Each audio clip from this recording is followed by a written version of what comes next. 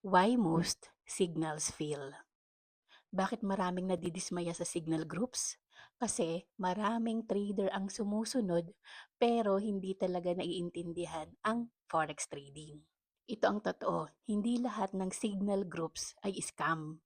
Marami din naman na marunong talagang mag-trade. Pero bakit marami pa rin tao na nalulugi pa rin? Kasi ang problema, blind following. Nakakita ng signal, pasok ka agad.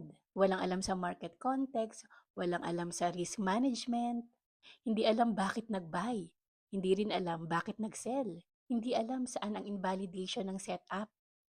And alam mo ba, kapag ganyan ang approach mo, para ka lang nagpahiram ng desisyon mo na hindi mo kayang i-manage. Paano kung na-drawdown? Paano kung volatile ang market? Paano kung hindi ka nakapasok sa tamang entry kasi late mo nang nakita? And doon nagsisimula ang gulo. Kasi yung iba late nang nakita pero pumasok pa rin.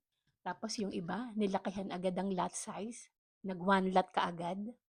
Yung iba, hindi marunong lumabas sa trade. So, sinisisi nila ang signal provider.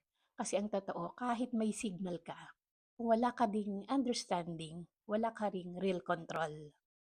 Ang signal, pwede mo lang siyang gawing guide. Pero ang skill mo, ikaw lang yan. Walang kapalit. Kasi sa trading, hindi sapat na meron ka lang sinusundan. Kailangan marunong ka rin umintindi at mag-manage ng risk. And dapat marunong kang magdesisyon para sa sarili mo. So, kaya maraming signal ang hindi gumagana dahil blind following ang style ng mga traders. Kaya dito sa Pinoy's in Profit, yes, nagpo-provide kami ng daily market insights and chart of the day, pero ine-explain namin kung bakit. And syempre, meron kaming complete na lessons from basic to advanced kasi nga gusto namin na matuto ka muna